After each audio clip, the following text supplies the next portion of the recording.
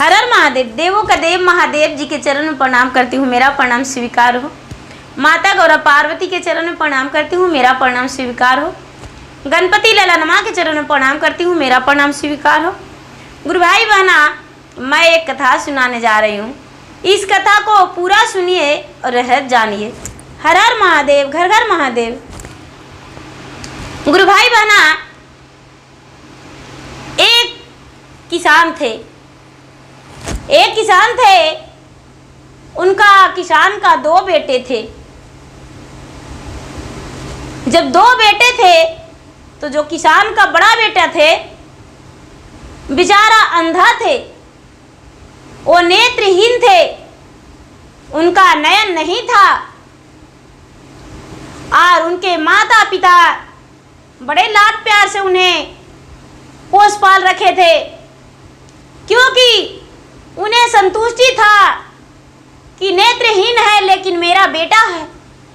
और गुरु भाई बहना, कोई भी माता पिता, चाहे संतान अंधा हो, चाहे लंगड़ा हो या लूला हो या गूंगा हो, माँ का और पिता का संतान होता है।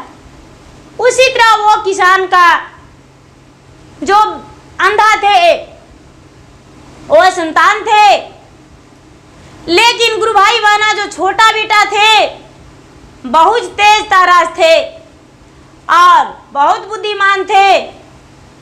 उनका वैसा कोई दिक्कत नहीं था। जब वो किसान का वृद्धा समय बीता और उनकी हालत गंभीरता हो गया, तब ये कहने लगे, अंधा बेटा, पिताजी आप तो इस दुनिया से छोड़कर जाने वाले हैं, लेकिन हम किसके कंधे पर बोझ बन के रहेंगे? पिताजी, मैं तो अंधा हूँ और मुझे कुछ भी नहीं दिखता है पिताजी, दिखाई नहीं देता। जिस व्यक्ति का नेत्र नहीं उसका संसार नहीं। गुरु भाई बहना, उसके पिताजी बोले, बेटा चिंता मत करो, तुम्हारा जो छोटा भाई है लेकिन अपना पिता समझेगा तुम्हें और पिता समझ के तुम्हें पोषण पालन करेगा। जैसे मैं वृद्ध हूँ और मेरा सेवा प्रतिपाल कर रहा है, उसी तरह तुम्हारा भी देखभाल यही करेगा। गुरु भाई बहना, जब ये बात बोला तो छोटे भाई ने बड़े भाई को हाथ पकड़ लिया और बोला, भैया आप चिंता मत कीजिए, आपके जिंदगी में मैं हूँ और आपका जिंदगी में कभी तकलीफ नहीं होने देंगे, दुख नहीं होने देंगे। गुरु भाई बहना, बड़े भाई अंधा व्यक्ति का हिम्मत हो गया और बेचारा इस बातों से खुश हो गया कि चलो कुछ तो सहारा है, मेरा भाई है। और उसके माता पिता दोनों इस दुनिया से चले गए। गुरु भाई बहना, छोटा बेटा का जो किसान था उसका छोटा बेटा का विवाह हो गया पिता के मरने के बाद, और पत्नी आई तो पत्नी कहती है, अरे इस अंधे को घर में क्या काम, इस अंधे को बाहर साग सब्जी उपजाते हैं, वहां क्यों नहीं एक झोपड़ी लगाकर इसका ठिकाना लगा देते? इसका डर से कोई जानवर नहीं आएगा और मेरा फसल भी बर्बाद नहीं होगा। गुरु भाई बहना, बेचारा छोटा भाई ने क्या किया कि जहां वो साग सब्जी रोपता था वहीं पर एक झोपड़ी बना दिया और वही झोपड़ी में अपने अंधे भाई को बिठा दिया। अंधा भाई जो था पूरा दिन और रात उसका यही काम था, नमः शिवाय नमः शिवाय नमः शिवाय नमः शिवाय, सुबह बोलो नमः शिवाय, शाम बोलो नमः शिवाय, दोपहर बोलो नमः शिवाय, उठत बोलो नमः शिवाय, बैठत बोलो नमः शिवाय, सोवत बोलो नमः शिवाय, नमः शिवाय, नमः शिवाय। गुरु भाई बहना, उनका यही जाप था और वो बेचारा जाप करते रहते थे। एक दिन का बात है कि उसी रास्ते से एक राजा एक हिरण का, मृग का दौड़ाते आ रहा था और बेचारी मृग जो थी वो दौड़ते जा रही थी और झट से इसका जो अंधा का जो सब्जी वाला खेत था और उसमें रस्सी बांधा हुआ था, घोरा हुआ था। लेकिन ये क्या की, जो मृग थी वो रस्सी तोड़ते हुए भाग गई उसके फसल के बीच से। और राजा जो था, राजा उस जगह पे आ गया। जब आ गया तो ये अंधा से पूछा,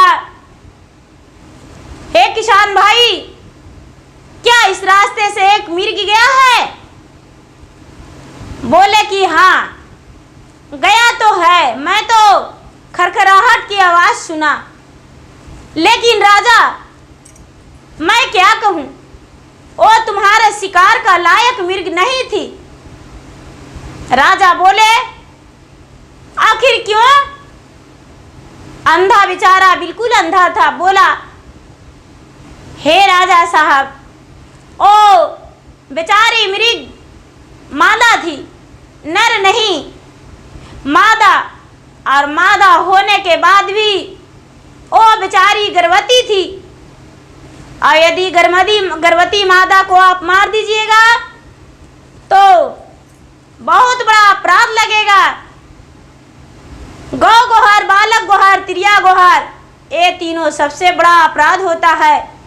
बच्चे को जैसे नहीं मारना चाहिए, गौ को नहीं मारना चाहिए, उसी तरह वो भी बेचारी गर्भवती है तो उसको कैसे मार सकते हैं?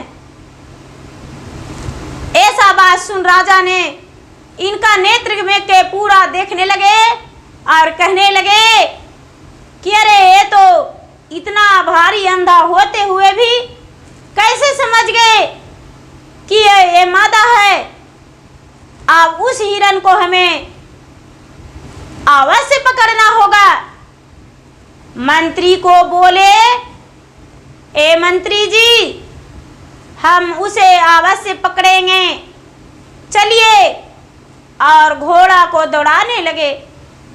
गुरु भाई बहना, दौड़ाते दौड़ाते दौड़ाते आगे चले गए, लेकिन बेचारी थक के मृग और एक झाड़ी में छुप गई। लेकिन राजा कैसे छोड़ सकते थे? उनके पास जाकर जिंदा पकड़ लिए और पकड़ के और देखते हैं कि सचमुच में ये मादा है, नर नहीं, और गर्भवती है। गुरु भाई बहना, राजा छोड़ दिया मृग को और बोला कि मैं ऐसा अपराध नहीं कर सकते हैं, क्योंकि ये तो सचमुच में मादा है। और छोड़कर लौटकर आकर उसी अंधे के पास बैठकर और कहने लगे कि हे किसान भाई, आपको कैसे पता चला कि वो मृग है जो गर्भवती है, मादा है? आपको कैसे समझ में आया? आप तो अंधा सचमुच में हैं। ए बेचारे अंधा व्यक्ति बोले, हे राजन, इसी रास्ते से तो गुजर रहा था, लेकिन आपने तो बोला कि ये रस्सी तोड़ दिया। छलांग लगाता तो थोड़ा ऊंचा आवाज कूदता, लेकिन बेचारी गर्भवती थी, इस कारण छलांग नहीं लगाई और तोड़ते बेचारी हिल गई। इसीलिए उसका चाल आवाज से पता चला कि वो मादा है और गर्भवती है। गर्भवती नहीं रहती तो मादा भी होकर और छलांग लगा के पार हो जाती, लेकिन बेचारी गर्भवती थी इसलिए छलांग नहीं लगाई। गुरु भाई बहना, ऐसा बात सुन राजा शौक गए और शौक कर राज दरबार में चले गए और राज दरबार जाकर अपने सेना से बोले, सिपाहियों से बोले कि खेत में एक अंधा किसान है, वो किसान का राजमहल ले आओ। गुरु भाई बहना, सेना आया और इसे अंधा को बोला, हे किसान, आपको राजा साहब बुलाए हैं अपने राजमहल।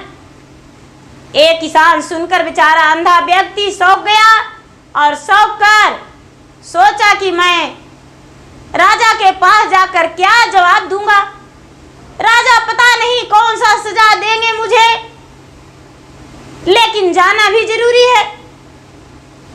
राजा के सेना के साथ बेचारा अंधा व्यक्ति चला गया और राज दरबार में जाकर उपस्थित हो गया। राजा साहब राज दरबार लगाए और इससे कहने लगे कि सुनो,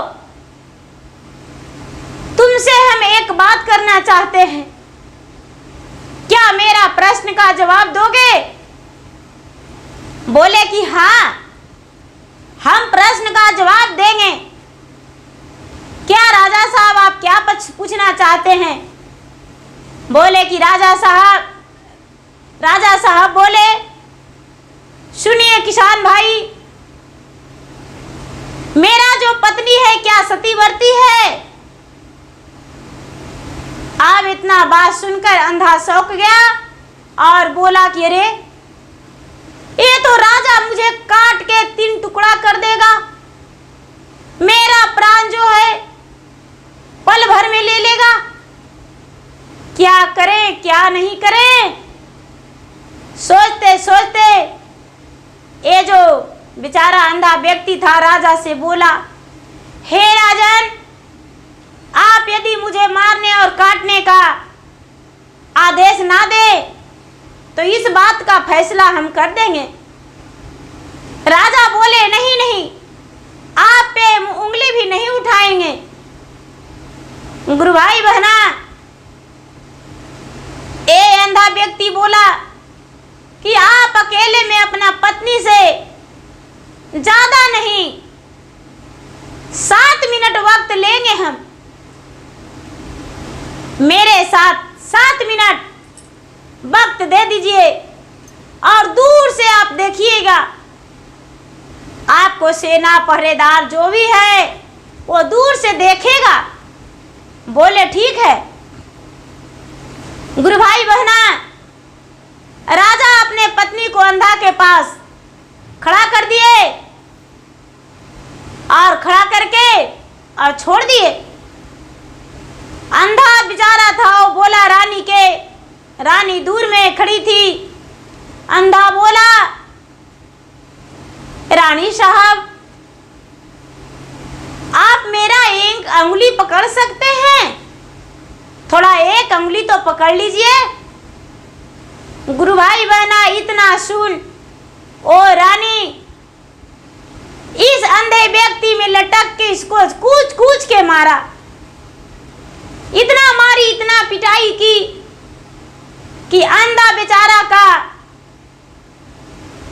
हालत खराब हो गया।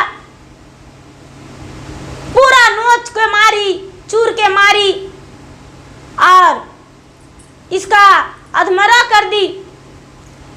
गुरु भाई बहना, जो दूर से सेना लोग देख रहे थे दौड़े और बचाएं। रानी जो थी, रानी गई राजमहल और अंधा के लेकर गए राजद्वार, जहां राजद्वार लगाए थे राजा। राजा पूछे कि अब बताइए मेरा पत्नी कैसी है? बोले कि देखिए, आपका पत्नी सतीवर्ती नहीं है, आपकी पत्नी जो है अधर्मी है।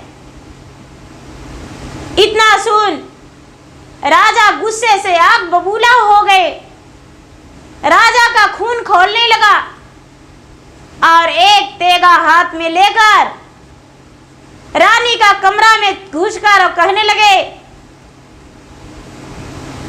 कि बताओ क्या हम जो पूछेंगे वो सच बताएगी? रानी बोली, महाराज अवश्य बताएंगे, आप प्रश्न करें। राजा बोला, क्या तुम सतीवर्ती नारी हो? रानी बोली, महाराज मैं कैसे बताऊं, आप तो मेरा प्राण ले लेंगे। राजा बोला, हे भगवान, मैं आपसे कहता हूं मैं इस पे उंगलियां भी नहीं उठाएंगे यदि अब ये सच बोल देगी तो। गुरु भाई बहना, ये जो स्त्री थी राजा की पत्नी, राजा ने शपथ लिए, वचन दिए भगवान से। रानी बोली, नहीं राजा साहब, मैं सतीवर्ती नहीं हूं, मैं धर्मी हूं। मैंने आपके अलावा भी पर पुरुष पे नजरिया फेरा हूं, लेकिन आप किसके कहने पे ये सब पूछ रहे हैं? राजा बोले, मैं उस अंधे के कहने पे तुमसे पूछने आया हूं।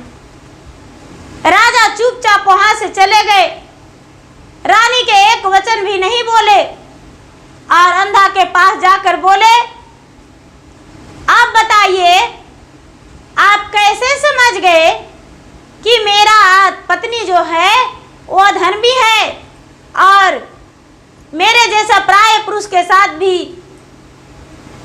हो रही है? बोले कि आपकी पत्नी सतीवर्ती रहती तो हमें दबोच दबोच के लटक लटक के नहीं मारती, मुझसे दूर हो जाती, मुझ में सटती नहीं। लेकिन आपकी पत्नी जो है मुझ में लटक लटक के कितना पिटाई की, आप अपने सेना से पूछ लीजिए। आपका सेना ने मेरा जान बचाया। राजा ने ऐसा बात सुनकर बोले, ठीक है। अंधा व्यक्ति बोले, अब मुझे जाने का आज्ञा दे दीजिए। कहने लगे कि एक प्रश्न और पूछना है, यदि एक प्रश्न और पूछ लेंगे उसके बाद आप चले जाइएगा। बोले ठीक है। गुरु भाई बहना, एक प्रश्न के मतलब हुआ कि अपने माता के बारे में राजा पूछा। राजा साहब बताइए अंधा महाराज कि मैं अपने पिता का पुत्र हूं या किसी और का? फिर ये जो बेचारा अंधा व्यक्ति था राजा के प्रश्न पे शौक लग गया और बोला, क्या कहूं, आपको तो बोलेंगे तो आप मुझे मार डालेंगे। बोले कि नहीं मारेंगे, आप पे उंगली नहीं उठेगा। बोले कि देखिए, आप सचमुच में अपने माता पिता के संतान हैं, लेकिन आपके सर ऊपर कंजूस का छाया पड़ गया है। बोले कि अच्छा ऐसा? तो हाँ। गुरु भाई बहना, राजा उसी समय माता के पास जाकर बोला, माँ मैं एक बात पूछूं? राजा के माँ बोली, बेटा क्या पूछना है, पूछो। माँ बताओ, मैं अपने पिता का पुत्र हूं। बोले हाँ बेटा, तू अपने पिता का पुत्र है, लेकिन क्या कहूं, मैंने जब रात्रि से सवेरा हुआ और सवेरा उठकर और जिस दिन तुम्हारा गर्भ में रहा था उसी दिन हम ऐनक देख रहे थे और पीछे से एक कंजूस आ गया मेरे पीछे और ऐनक में उसका नजर पड़ गया। बेटा, कंजूस का छाया तेरे पर पड़ गया है। गुरु भाई बहना, राजा जो था, राजा वापस आ गया और अपने जो अंधा था उससे पूछा, अच्छा महाराज बताइए कि कैसे पता चला कि मुझ पे कंजूस का छाया पड़ गया है। अंधा बोला, हे राजन, यदि आप के कंजूस पे छाया नहीं रहता तो मुझसे इतना सवाल कर चुके हैं, मैं सारी सवाल का जवाब दे चुका हूं और प्रूफ भी कर चुका हूं, फिर भी एक फूटी कौड़ी भी आप नहीं दिए। यदि आप कंजूस नहीं रहते, कंजूस का छाया आप पे नहीं रहता, तो आप तो कितने धन मुझ पे लुटा देते। इतना सुन राजा ने बोला कि क्षमा कीजिए, मुझसे गलती हो गया, और जो भी आप बोले सत्य बोले। अब आपको राज दरबार में ही रहना है और मेरे घर एक महात्मा बन के रहेंगे। आप उस जगह पे नहीं जाएंगे जहां की आपको रात्रि में कभी बाघ सियार कोई जीव जंतु मार डाले। आप मेरे महल के अंदर एक महात्मा बन के रहेंगे। जब भी वो ऐसा बात आएगा तो आपसे पूछ के हम इंसाफ करेंगे। जैसे कि मेरा मंत्री काम कर रहा है, उसी तरह आप मेरा मंत्री का काम करेंगे, लेकिन एक जगह बैठ के महात्मा रूपी। गुरु भाई बहना, राजा साहब क्या किए कि आंगन में सुंदर सा एक महादेव का मंदिर बनवाए और इन अंधे व्यक्ति को मंदिर में बैठाकर एक महात्मा के रूप में उन्हें पुजारी बना दिए और ये बेचारा पूजा करते थे। राजा साहब अपने ही हाथों से पूरा थाल सजाकर पूजा का अंधा को दे देते थे और अंधा पुजारी बन के एक महात्मा बन के रहता था। और जब भी कोई ऐसा कार्य होता था तो ये महात्मा से पूछकर राजा इंसाफ करते थे और राजा का निर्णय सही हो जाता था। राजा का पूरा प्रसिद्ध हो गया राज में कि राजा बहुत अच्छे निर्णय करते हैं और राजा के पास बहुत सारे लोग जाने लगे निर्णय के लिए और राजा सबको सही निर्णय देने लगे ए अंधा को सहारे।